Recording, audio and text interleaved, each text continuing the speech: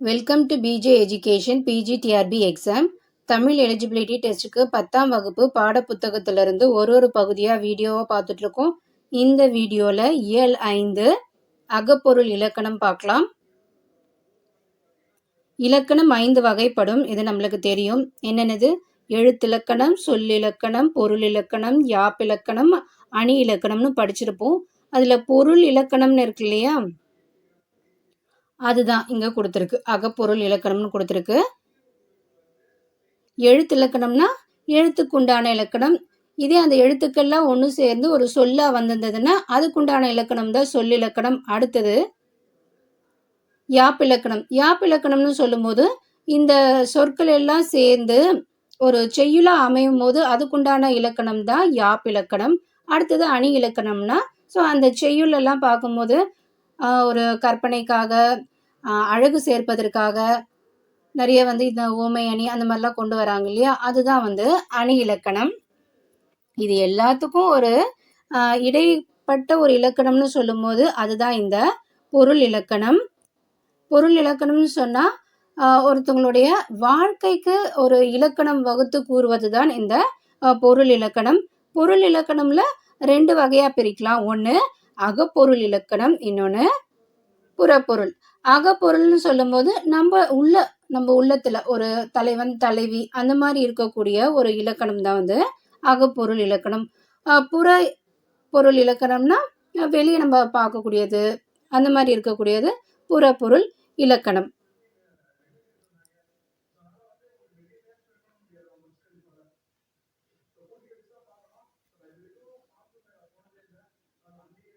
அதுதான் கொடுத்துருக்கு. அகப்பொருள் புறப்பொருள் என 2 வகைப்படும். ஒத்த அன்புடைய தலைவன் தலைவி ஆகிய இருவருக்கும் இடையிலான உறவு நிலைகளை கூறுவது அகத்திணை ஆகும். இதே திணைனா என்ன? ஒழுக்கம். இந்த அகை திணையுள் அடங்காதவனை எல்லாம் புறத்திணை ஆகும். அகத்திணைனா ஒரு தலைவன் தலைவிக்குள்ள இருக்கக்கூடிய அந்த உறவை பத்தி சொல்றது தான் அகத்திணை. இந்த அகத்திணையில வராத மற்ற எல்லாமே புறத்திணையில தான் வரும். அகத்திணைன்னு சொல்லும்போது குறிஞ்சி, முல்லை, மருதம், நெய்தல், பாலை, கைக்கிளை, பெருந்திணைன்னு 7 வகையா பிரிக்கலாம். அதுல குறிஞ்சி, முல்லை, மருதம், நெய்தல், பாலை இது எல்லாமே அன்பின் 5 இணைகள்னு சொல்லுவாங்க. இவற்றின் அடிப்படையில் அகப்பாடல்கள் எழுதப்பட்டன. இதை வச்சுதான் அகப்பாடல்கள் எழுதியிருக்காங்க. இப்போ அகப்பாடலுக்குரிய கூறுகள்னு பார்த்தோம்னா முதற் பொருள், கருப்பொருள், உரிபொருள். நிலமும் பொழுதும் முதற் பொருளில் அடங்கும். அகப்பாடலுக்கு முதற் பொருள், கருப்பொருள், உரிபொருள்னு பிரிக்கலாம். இதுல முதற் பொருள் இருக்கு இல்லையா, அது என்னது?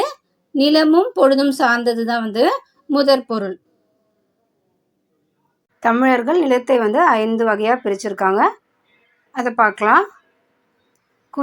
குறிஞ்சினா மலை சார்ந்த இடங்கள், முல்லைனா காடு சார்ந்த இடம், மருதம்னா வயல் சார்ந்த இடம், நெய்தல்னா கடல் சார்ந்த இடம், பாலைனா மணல் சார்ந்த இடம், அதுதான் சுரம் சார்ந்த இடம்னு கொடுத்துருக்கு.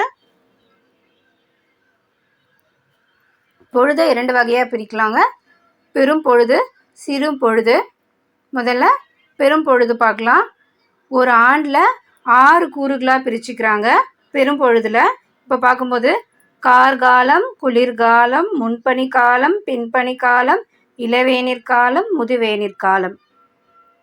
இப்போ கார்காலம்னு சொன்னோன்னா அது ஆவணி அண்ட் புரட்டாசியில் வரும். குளிர்காலம்னு சொல்லும் போது ஐப்பசி கார்த்திகையில் வருது. முன்பனி காலம்ன்றது மார்கழி தை. பின்பனி காலம்னா மாசி பங்குனி. இளவேநீர் காலம்னா சித்திரை வைகாசி. முதுவேநீர் காலம்னா ஆனி ஆடி. சிறு பொழுதுன்னு பார்த்தோன்னா ஒரு நாளோட 6 கூறுகள். பெரும் பொழுது ஒரு ஆண்டோட 6 கூறுகள் தான் பெரும் பொழுது. சிறு பொழுது பார்த்தோன்னா ஒரு நாளோட 6 கூறுகள். அப்படி பார்க்கும்போது காலை 6 மணி முதல் 10 மணி வரை. நண்பகல்னு சொன்னால் 10லிருந்து 2 மணி வரை. ஏற்பாடுன்னு சொல்லும்போது 2 மணி முதல் 6 மணி வரை. அடுத்தது மாலைனா மாலை 6 மணி முதல் 10 மணி வரை. யாமம்னா இரவு 10 மணி முதல் 2 மணி வரை. வைகரைனா இரவு 2 மணி முதல் காலை 6 மணி வரை.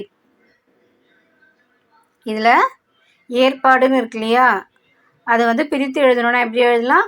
எல் கூட்டல் பாடுன்னு பிரித்து எழுதலாம். எள்ளுன்னா ஞாயிறு, பாடுன்னா மறையும். அப்போது ஏற்பாடுன்னா என்னது? ஞாயிறு மறையும் நேரத்தை குறிக்கிறது. அதாவது நம்ம சாயங்காலம்னு சொல்கிறோம் இல்லையா, அதுதான். அதனால தான் வந்து ஏற்பாடு அப்படின்னு வச்சுருக்காங்க. இப்போது ஐவகை திணைன்னு பார்த்தோம். அந்த ஐவகை திணத்துக்கு பெரும்பொழுது என்ன, சிறு பொழுது என்ன பார்க்கலாம்.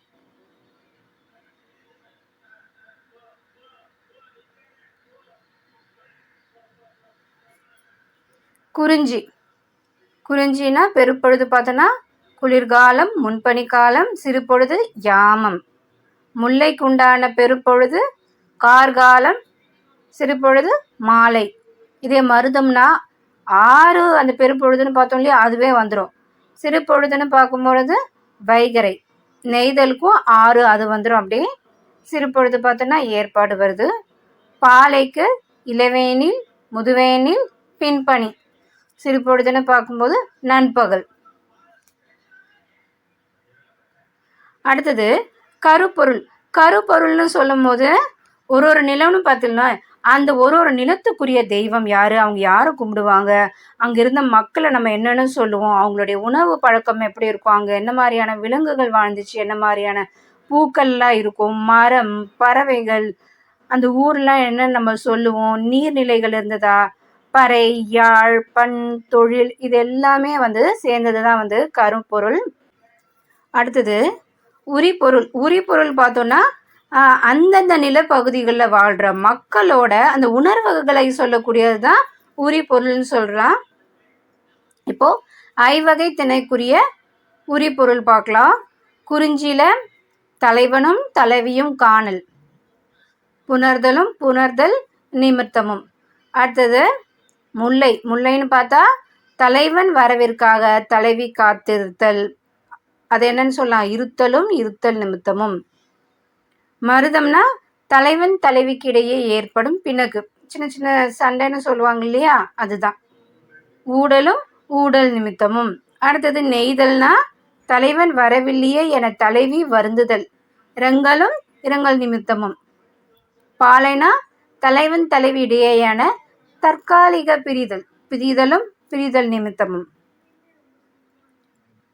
அடுத்தது இங்கே ஒரு நிலத்துக்குரிய தெய்வம், அங்கே வாழ்ந்த மக்களை என்ன சொல்லுவாங்க, உணவு, விலங்கு, பூ, மரம், பறவை, ஊர், நீர், பறை, யாழ், தொழில், இது எல்லாமே வந்து இருக்குது.